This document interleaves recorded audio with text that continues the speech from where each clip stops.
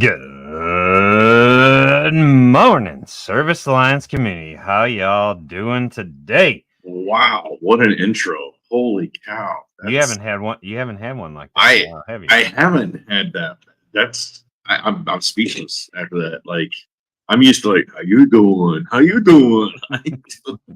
This is a blast because I have never got to co-host with Zach Kreider before. So that's like, I'm just like, woohoo! This is a blast, man. I'm excited. Yeah, we've been friends for a long time. I've co-hosted with your wife more times than I can count, but I have not gotten to co-host with you. So this is fun. Fun stuff. I'm looking forward to this morning. I think it's a great topic and give me some great conversation. Yeah. Well, I feel bad for the audience. They're stuck with me 2 days in a row. So, good luck, guys. Well, the good thing is this side of it changed, and so the conversation will be. It's true. That's true. Better. Oh, poor Doug. Shots fired. Shots fired. Well, here, let me honor Mike and I bring out my big old book of dad jokes here and be like, all right. What do you get when you cross a duck and a squirrel? What do you get when you cross a duck and a squirrel? A nutquacker. A nutquacker. I don't know. My Uncle Eddie is here with me, and he crashed on the couch. And yeah, I think he's just no. Yeah. I put him to sleep with that joke, eh? Yeah, no. I'm coming to you live from Barnes Catraz. I'm up in St. Louis this week. Mom had surgery yesterday, so thank you for all the prayers and thoughts. And I thought it would be this really cool view behind me because it's an apartment complex and there's a big old thing of windows. But yeah, no, it's dark and cold and rainy. So welcome to winter.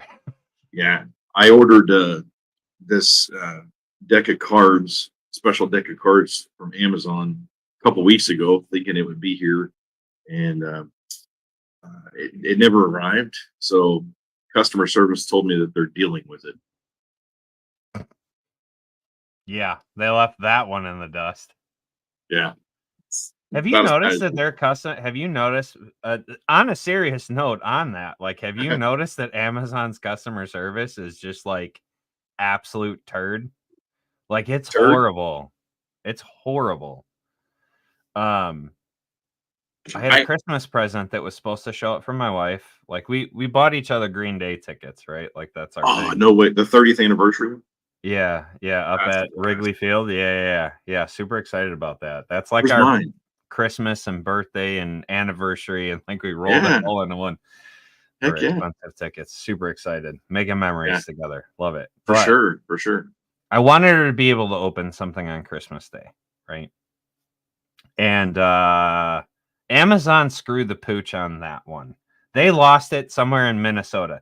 They sent it from Shanahan, Illinois, which, if you know Illinois at all, is 5 minutes south of me. They shipped it to Minnesota and then lost it. Wow. So wait a second, you ordered Green Day tickets through Amazon? No, I ordered a Green Day shirt. It was really cool looking. Oh, Green Day shirt. Okay. Flower pot. Yeah. I didn't know Amazon sold concert tickets. Something nice for her to, open Christmas Day. Nope. Yeah. You think Amazon would care? Nope. No customer service. Something to be said for brick and mortar support. That's for sure. Support local. Morning, EJ. And so we got Adam. Let's see. Yeah. Adam. Hey, Adam. Yeah. How you doing?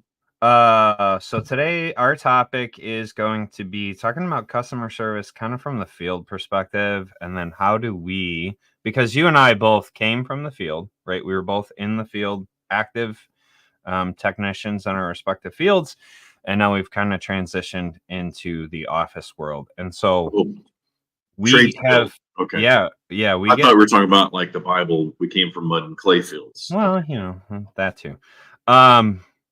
So the trades, we were in the field and now we've transitioned to the office. So what does it look like to elevate that customer service experience from the field side of things What are things that we did? What were things we encouraged the other technicians to do to elevate that experience? And then on the other side of that, as the office, how are we tracking that? Are we tracking that? Are we paying attention to that at all? So kind of that real more intimate, that zoom in from yesterday's conversation. Yeah, So, for sure. I think it's gonna be a good one. you have a great scripture. Have you bring in the scripture and we'll pray it up and dig in? Yeah. 2 Timothy 2:15. Study to show thyself approved unto God, a workman that needeth not to be ashamed, rightly dividing the word of truth. I thought that fit pretty well with talking about the trades and customer service. Does indeed. Does Mhm. indeed. Good stuff. Well, you want to pray it in or you want me to pray it in? Go for it. All right. Dear Father, we thank you for this day. And I'm just so grateful that I get to be alongside my brother Jason today, having a conversation.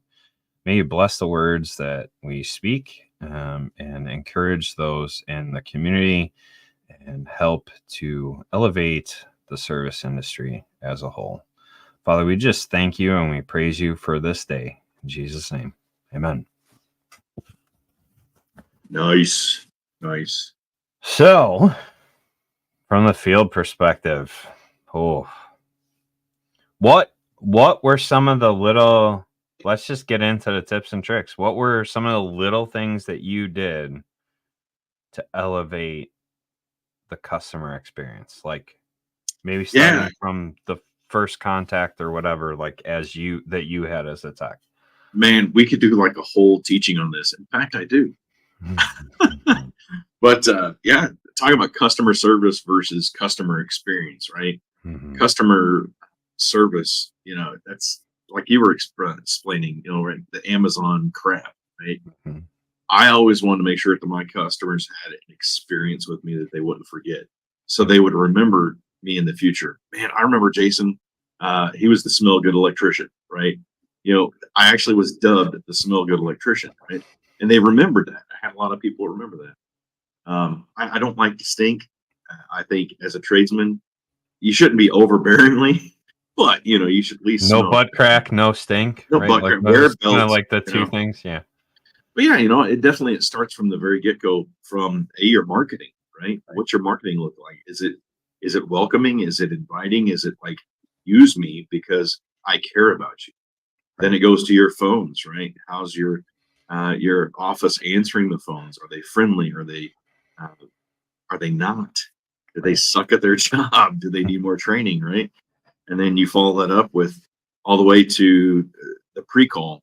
For me, I call it the pre-call, when I would call them up before I'm on the way, or some just text. Even in the text, what does your text say? Is it inviting or is it cold, right? Is it just that simple, hey, Jason's on his way, or hey, your service technician Jason from Service Detectives is on his way. Click this link and it'll show you a picture and a little bit of a bio about it, right?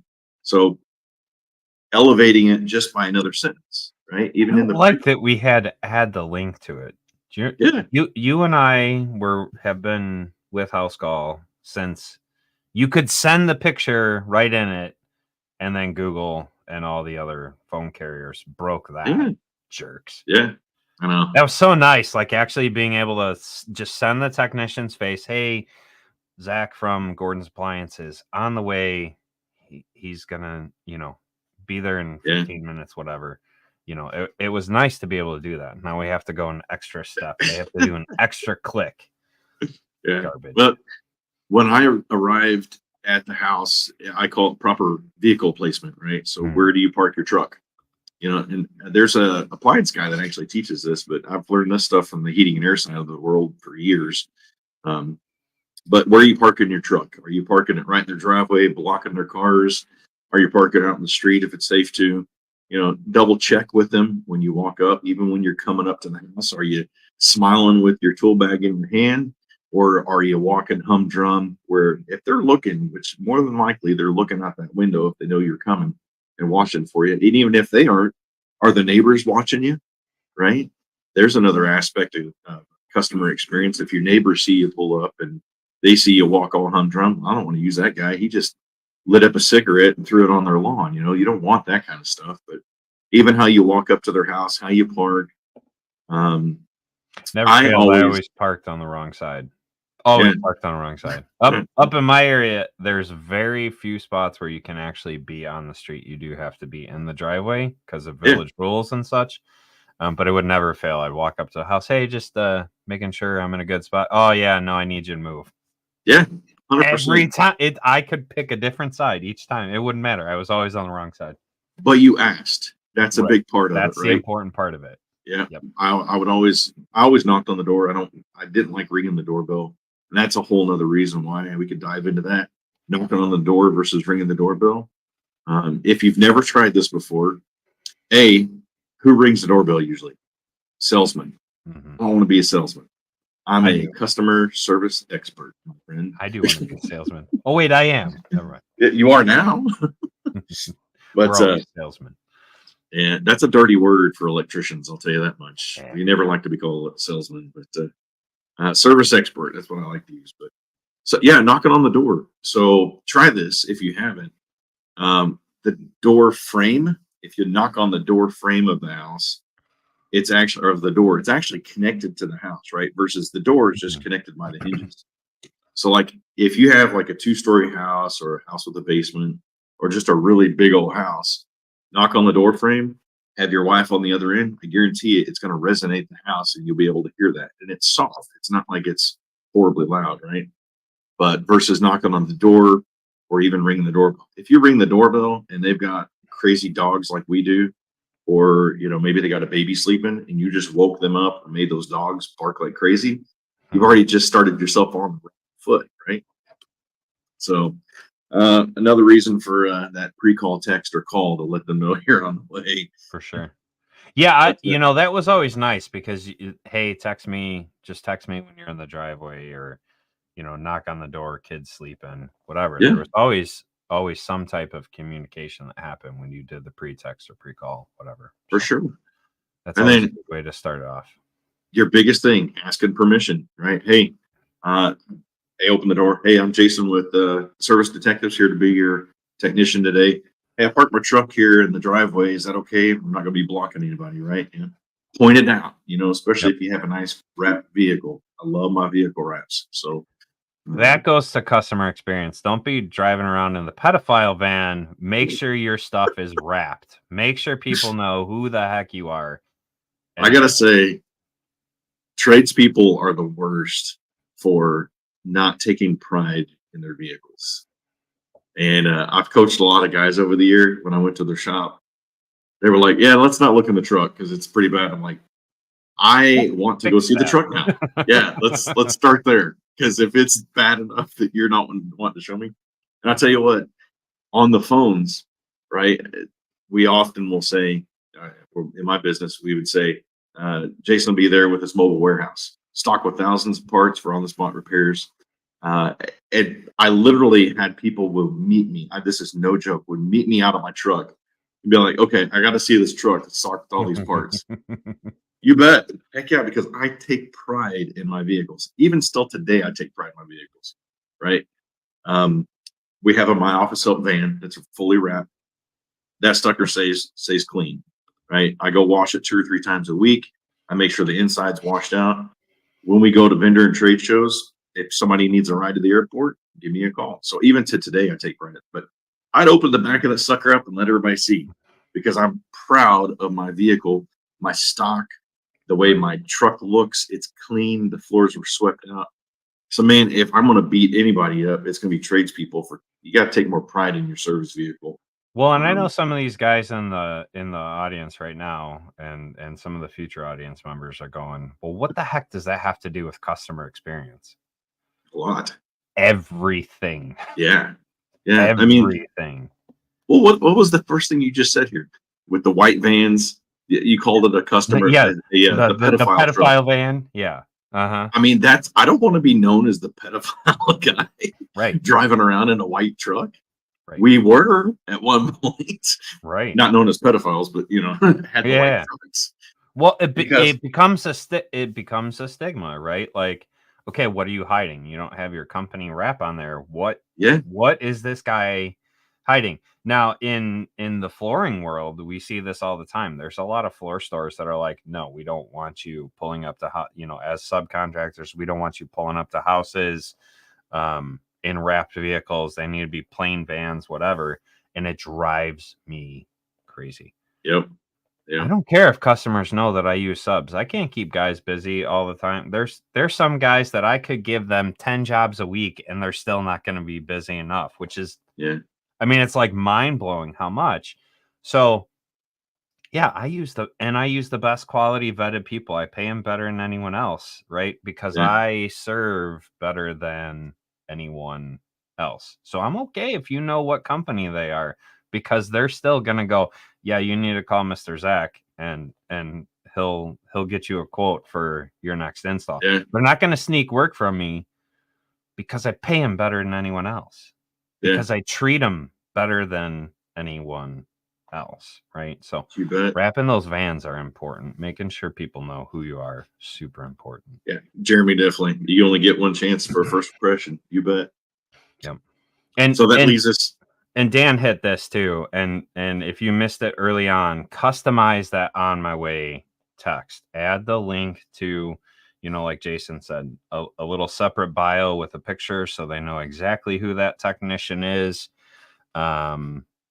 Whatever it is, do that extra little touch so it's not generic. It doesn't feel dirty, right? We kind of, if you were tuned in yesterday, we kind of talked about this a little bit. We're at this transitional phase where your technicians may be the first human experience.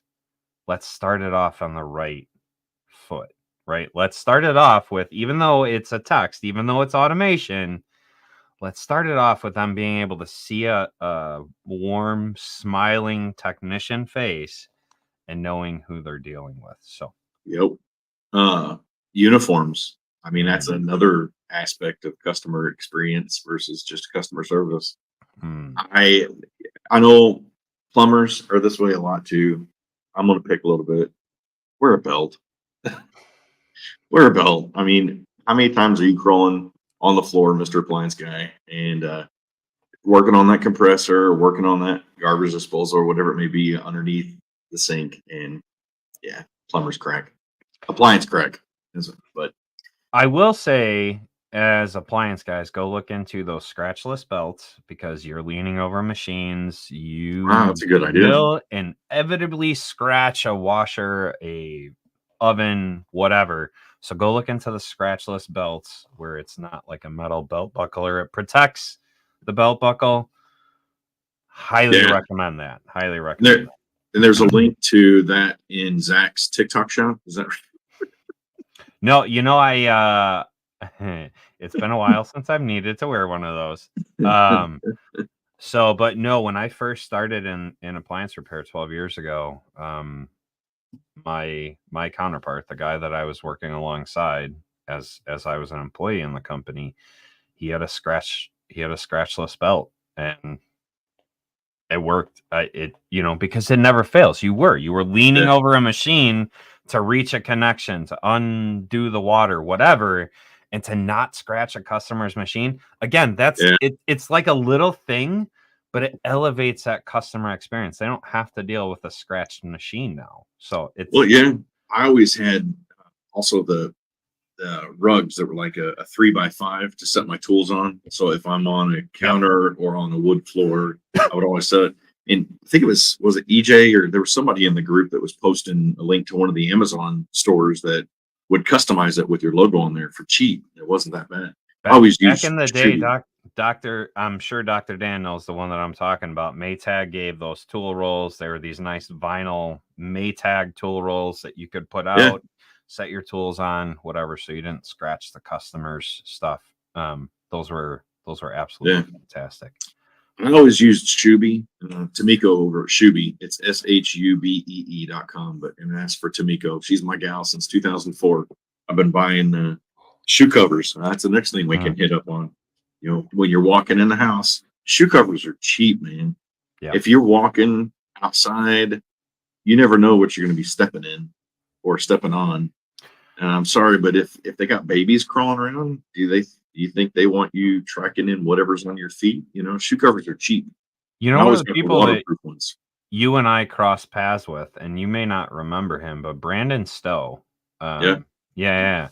So Cracker Jack Air, he actually has for every single truck doormats. They literally will Yep. put a doormat on your doorstep with Yep. their and inside Logo your and door stuff. as well. It has their logo, but it keeps their guys from tracking in the house. So their guys set the floor mat outside, they set the other floor mat inside, they put their shoe covers on, and they go. Like, that's Yeah. next level stuff. That elevates the customer experience. I That's for disagree with sure. being white shirts. That drives me absolutely insane. Do not wear white uniforms. That pisses me off more than anything. But I had everything black else he does pants, is awesome. black pants and white shirts for years. I'm talking years, like 2004 to probably sometime 2013, 14. And then I changed to a nice gray shirt. It just kind of helped a little bit. But yeah, I was white shirt for a long time, dude. And it actually helped a lot. I'm telling you. And they're easy to clean. You can bleach them. But We had a uniform service. let's be Yeah. honest. White shirts now have a very negative connotation, right? Especially because of HVAC. The white Yeah. shirts are the guys that don't know how to be technicians. That's why their shirts never get dirty. So they're there to sell you $30,000 heating and air system that you don't need when a $300 repair would have sufficed.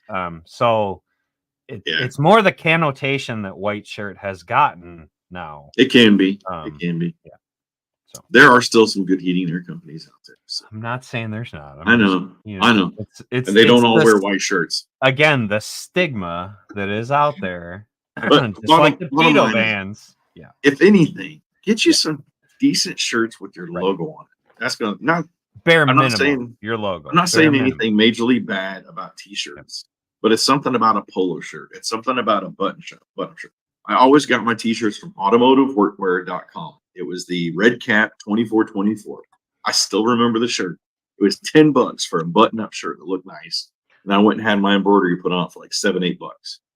You're under $20 for a nice uniform shirt. You get 11 of those, so you've got a bunch of them, got some spares.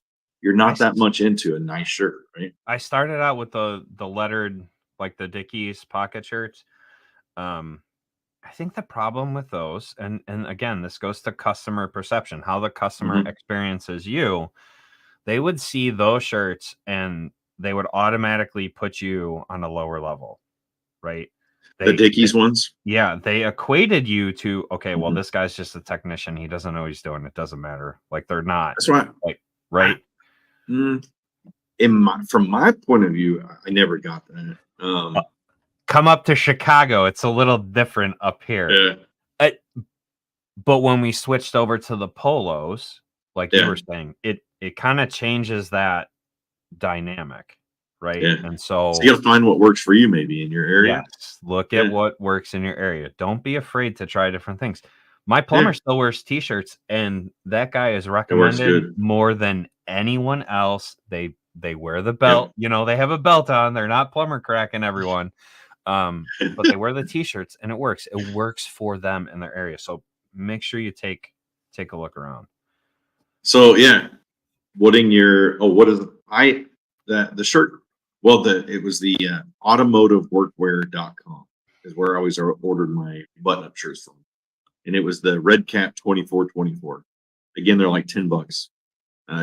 They may have went up to like $12 because of inflation now, but that's what I used. They were good. You can get them in different colors: black, white, red, green, merengue. I don't know. But so putting your shoe covers on when you first walk in the door. I would actually put them on as I'm walking over the threshold into the door, and just as a sign of respect. I tell you, there's a lot of Asian people. 2024. Red Cap 2024. 2424.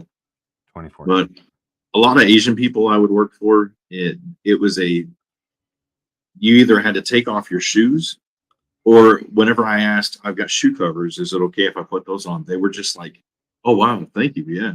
It was a sign of respect for them. So in a lot of cultures, if you're not either taking your shoes off or putting shoe covers on, you're just walking in with your shoes, it's a sign of disrespect. Now, So, it's important to have the disposal waterproof ones because I want to heck share a yeah. story about that customer experience. Yep. We had some cultures that you would walk in and they would want you to put shoe covers on, or actually rather they would want you to take your shoes off, and I Yep. refused. I would put Yep. shoe covers on because you would walk in their house and it was disgusting. Yeah. Like, it was just greasy and nasty, and it's like, I'm not walking through your house in my socks, but I will Yep. happily put the shoe covers on. I will respect you in that way and contain my mess, and also protect myself. So the waterproof shoe covers are great for that.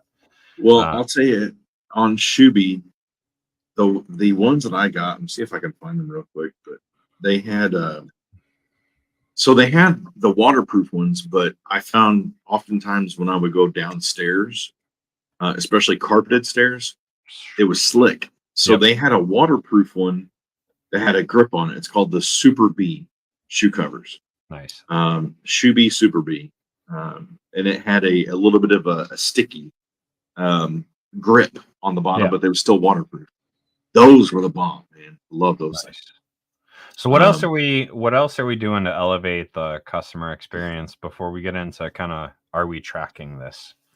well, for me, it was the conversations I would have before I would even start turning a tool.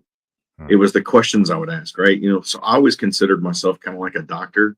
You know, if I'm going there troubleshooting, or even if I'm just going there for an estimate, I had a specific set of questions, that I had on my work order that I wanted to get answered before I started turning any tools. And it was just simply, what kind of problems you've been having?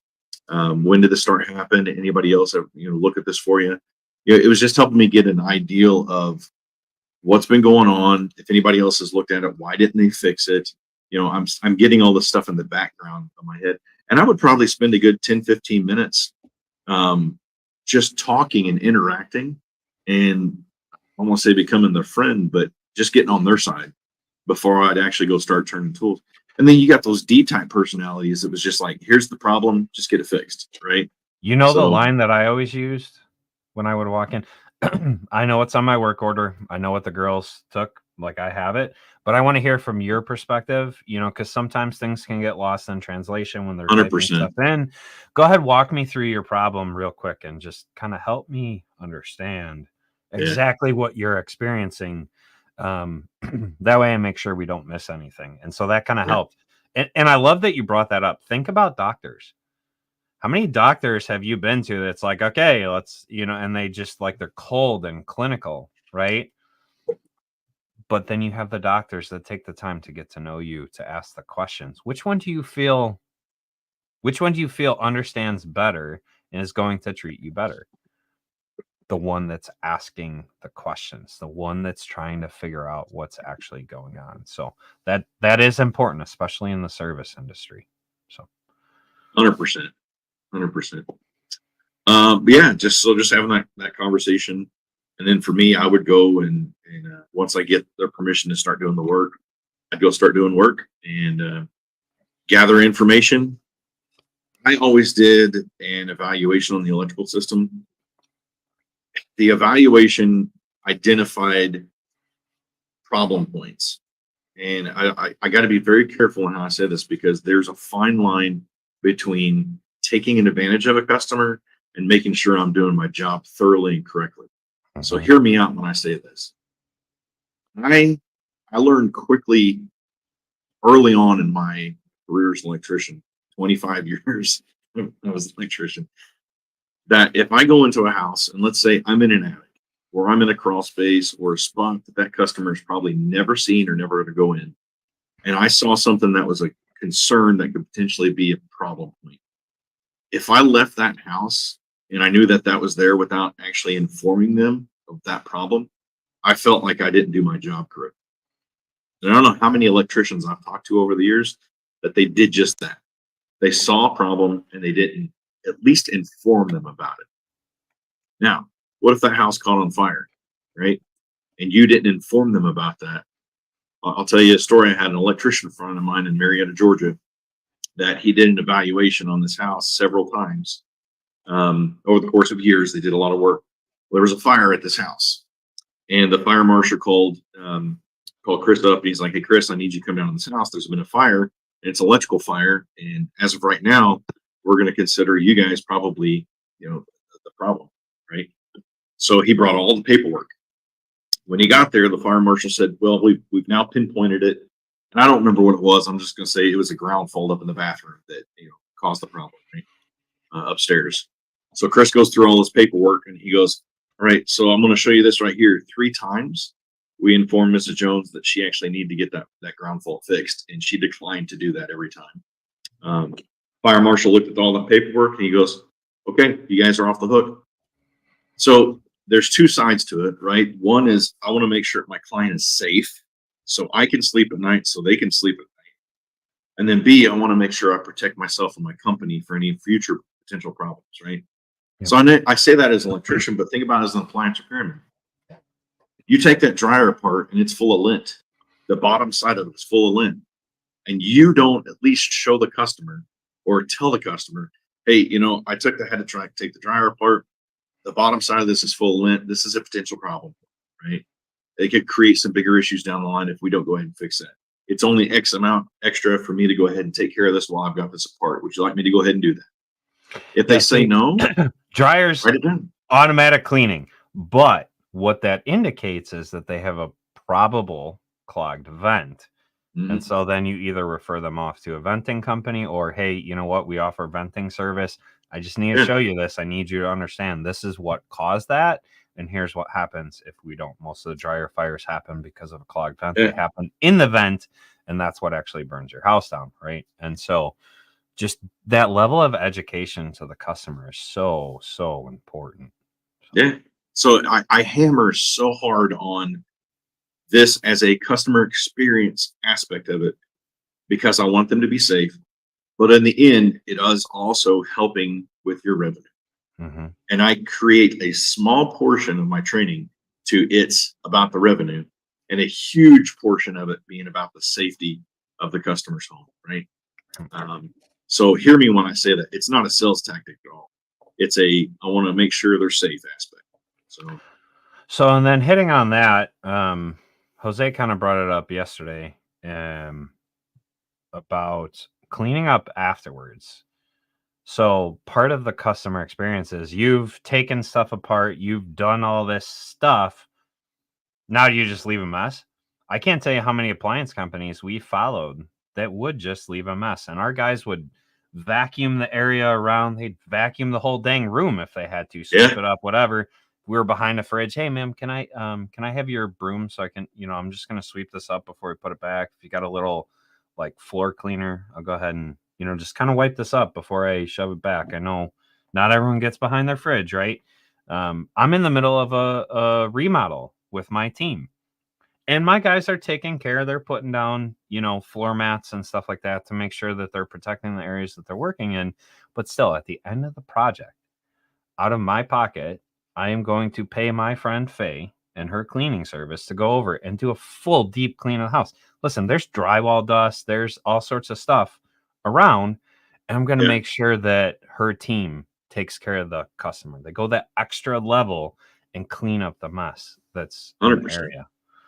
So yeah, I don't care if you're appliance, heating and air, electrician, whatever. A shop vac is cheap compared to a complaint or a bad review. Yep. I'll tell you that in 2006, we were building a house, and we had a security guy come in, put security system in, and he left everywhere he drilled a hole in the sheetrock. He left the sheetrock dust underneath, and my at that time pregnant wife with our first, or that was our second child, comes in, and she got there before I did. She comes in, she is pissed. Mm-hmm. And she goes, "I don't ever want that guy in my house again." She's talking to me over the phone about this. I'm like, "What happened?"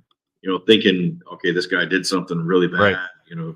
He was driving the white van or something, And she goes, "He left messes everywhere. Everywhere he drilled a hole, there's sheetrock dust underneath on the ground. And I've got to be the one to clean it up." Yep. He never stepped foot in our house again. Yep. So think about that. A shop vac is, the Milwaukee ones. We had the Milwaukee $100 shop vacs in every single one of our trucks. Yep. We have Shuby has them, or you can get them just about anywhere. But like the uh, goop, what they call them, the goop rags, Yeah. the orange citrusy type of stuff. Yep. To clean up, they make counter. There's all kinds of stuff. It's cheap, right? Yep. Compared to a bad review or never getting another service call from them again. We always kept a little bit of simple green in our trucks, especially, because we were working on ovens, and ovens, Yep. people don't ever clean their stove tops at all. They're disgusting, like just gross. Yeah. But you could, spray it down ahead of time and then spray it down after you were done. If you were working on a washer, listen, those direct drives, that oil gets all over your fingers, that softener gets all over your fingers. Spray it down with some simple green, wipe it up, leaves it smelling nice, customers happy. And then you give them a little tip. Hey, you can use this, whatever. It's a great way to keep and extend the life of your appliance, right? So yeah, very little cool. things like that make a difference. I'm telling you, every little thing we've talked about, and then there's a whole. I mean, we could do 2 or 3 shows on just little things for customer experience versus customer service, right? Mm-hmm. Yeah, whenever I was sharing this, I posted a picture of Clark Kent versus Superman, right? Customer service versus customer experience, right? Think about Superman and Clark Kent when you're deciding what you want to do for customer service versus customer experience. So, yeah. Awesome. It's a great picture.